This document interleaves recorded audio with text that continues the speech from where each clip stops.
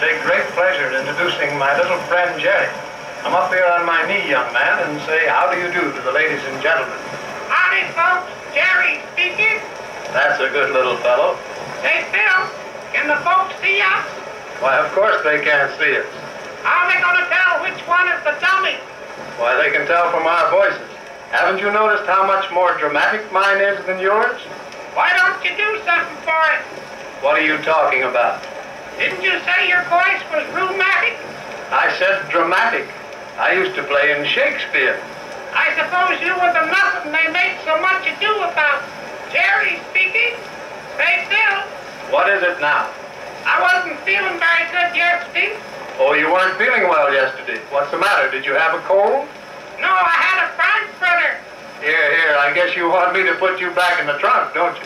I don't know what you younger generation are coming to. For instance, take the girls of 16. You take them, Phil. That's too old for me. Well, what will the girls of 16 be 20 years from now? Tell me that. They'll be 36, but they won't admit it. Jerry speaking. Oh, you're a smart little fellow, aren't you? I suppose you'll be asking me to get you an encyclopedia next. No, nothing doing. Oh, you don't want an encyclopedia? No, I'm too old for that. Get me a bicycle instead. Say, Phil. What is it now? You know that girl who lives next door to us? Yes, what about her? She had her face lifted. Oh, she had her face lifted? Yeah, but she got the doctor's bill today and it dropped again. Oh, well, we can't all be beautiful. If she was beautiful, she'd be beautiful and dumb. Why, how do you know? I asked her when Rome was built. Oh, you asked her when Rome was built. What did she say? She said at night because everybody knew Rome wasn't built in a day. Jerry speaking. Oh, now you're getting historical. Come again, Phil? I said you're getting historical. But I suppose you don't even know the meaning of the word historical. Oh, yes, I do. When you laugh too hard, you get historical. No. I'm referring to history. For instance, did you ever hear of Wilson? No. Well, did you ever hear of Taft? No. Well, did you ever hear of Cleveland? Is his last name Ohio? Oh, you're simply hopeless. Say, Phil, I'm getting tired of my diet. Getting tired of your diet? Yes, I have chicken every morning. Chicken every morning? My gracious, how is it served? In the shell. Jerry speaking. You'll drive me crazy yet. Here, stop jumping up and down like that. What's the idea? I bought a second-handed watch, and if I don't keep moving, it'll stop. Oh, I thought you were trying to learn a new dance or something. By the way, do you dance much? Not much. The floors are so crowded you can't tell who your partner is. Well, I thought I saw you dancing with the neighbor's daughter last night, didn't I? You did, but no more. Well, why no more? I asked her if I could have the last dance with her, and she said, you've already had your last dance with me. Here, now, back in the trunk you go. All right, but don't try to hide me in a bag anymore. In a bag? Oh, you mean the other day when I hid you and the man asked what was in the bag? Yeah, that's the time. And I told him you were sleigh bells? Yeah, but when you turn your back, he kicked me to find out for sure. Oh, he didn't believe you were sleigh bells? I guess not, but I fooled him. Oh, you fooled him. Why, what did you do? When he kicked me, I said, jingle, jingle. Jerry speaking. Here, back in the trunk you go. Bye, everybody. All right, young man, come up on my knee like a good little fellow. Well, why don't you say something? I'm waiting for you to open my mouth. Howdy, folks. Jerry speaking. That's the boy. What's the matter, Phil? You look down in the mouth tonight. Why, I'm not feeling very well. I'm afraid I'm getting old. Cheer up, I'm getting old myself. Yes, but like you, I was quite young once. You'd be surprised if I told you how young I was once. Here, young man, what does this mean? Look at your clothes. Why, they're full of holes. I was playing grocery store with the gang, and I was the cheese. Why, you don't expect me to swallow that. What, the cheese? Oh, that story. You've been fighting again, that's what's happened. Now I'll have to buy you a new suit.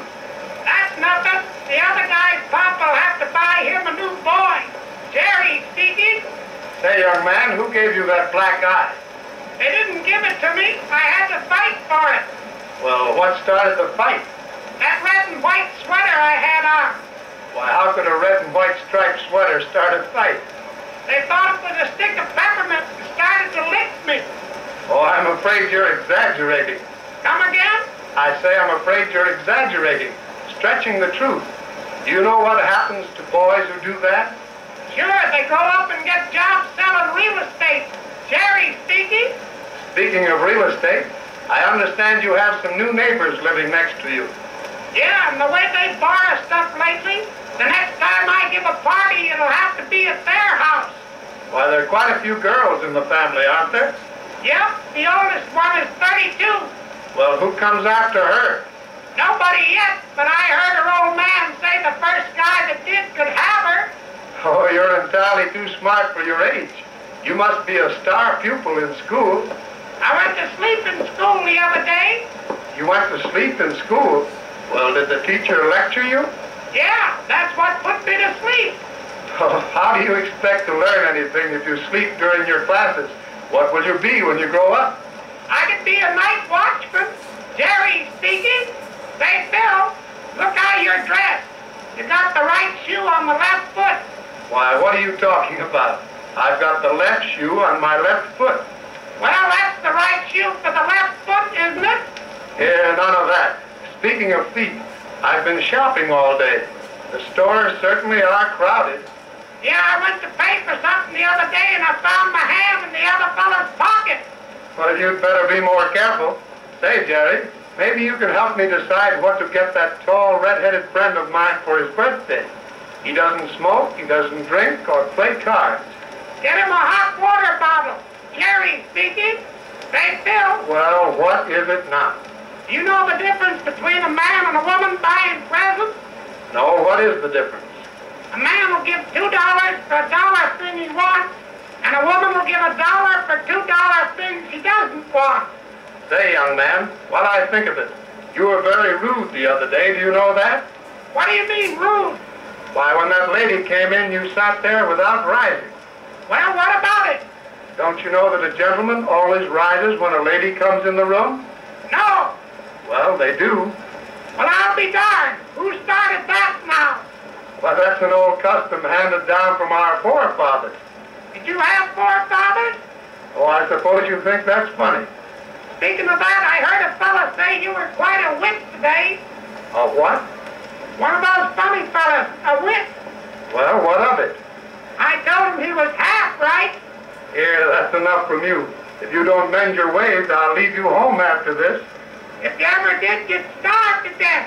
Jerry speaking. Here, get back in the trunk. Well, here we are again, young man. Come up on my knee and greet your friends. Howdy, folks. Jerry speaking. Well, Jerry, I suppose you're busy with your schoolwork these days. You said it, Phil.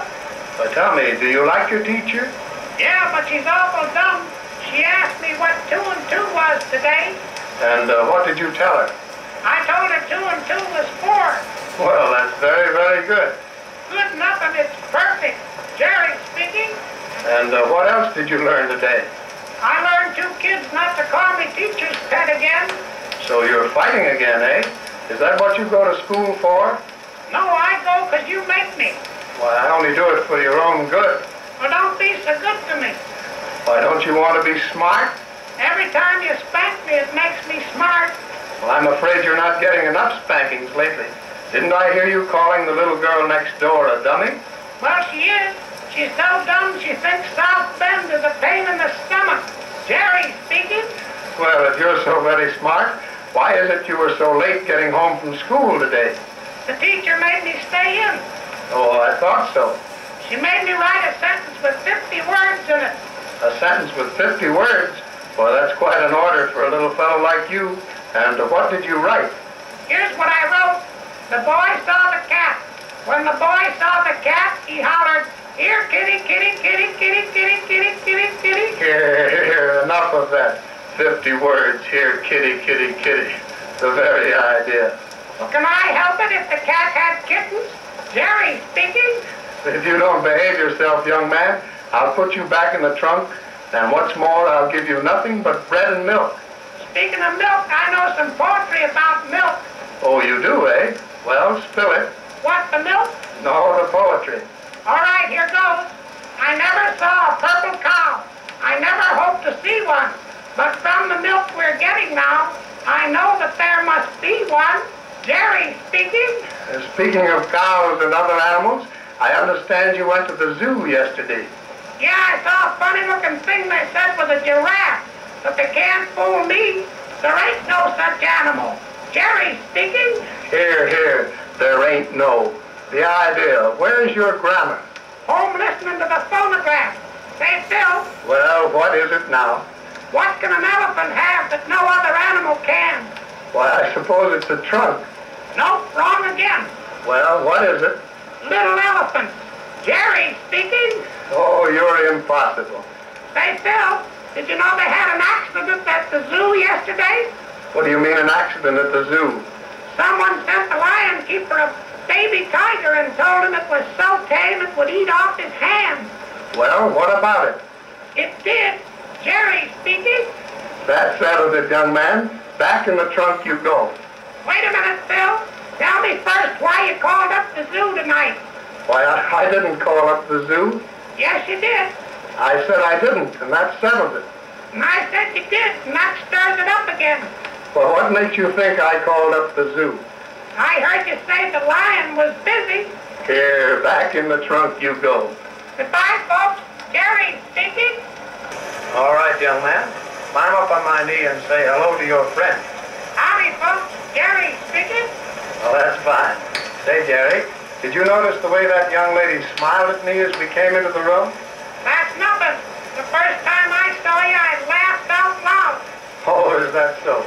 Well, remember, young man, beauty is only skin deep. That's deep enough for me. I'm no cannibal. No, but you're quite a little ladies' man, aren't you? Can I help it if I'm good looking? Well, I saw you talking to a strange girl on the street today. She wasn't strange. She was lost. Well, why didn't she hang on to her mother's skirts? She couldn't reach him. Jerry speaking. You're very fond of the girls, aren't you? I was, but no more.